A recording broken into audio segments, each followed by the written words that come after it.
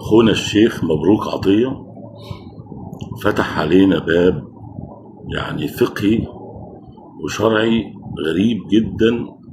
يعني ربنا يستر ونعرف نقفله من تاني.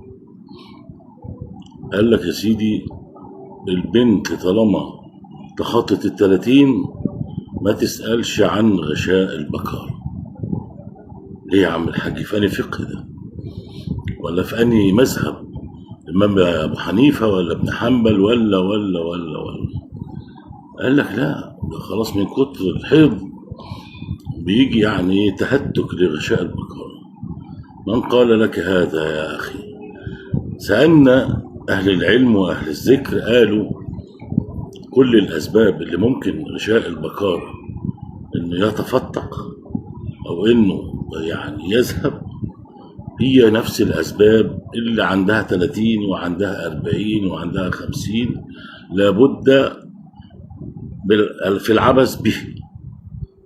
إما وثبات طويلة أو غريبة أو شاذة، أو ركوب على مثلا عزكم الله على بهيمة، على عجلة مدببة، على كرسي مدبب. كل الأسباب اللي ممكن تؤدي إلى تهتك غشاء البكارة. فليه يا دكتور مبروك عطية فتحت هذا الباب؟ أنت أردت أن تستر فسترت بابا للشياطين. يكفينا الغشاء الصيني والغشاء المحلي والغشاء الأوروبي والغشاء الأمريكي والغشاء ومجموعة الغش ده كله. نيجي بقى ندي حجة شرعية لتهتك غشاء البكارة بعد ال30؟ لا والله. الشرع والفقه ليس عبث أو كلام طق حنك زي ما بيقولوا في الفلاحين، أو كل الكلام اللي بيقولوا على القهاوي. لا، أنت مسؤول أمام الله وأمام الخلق.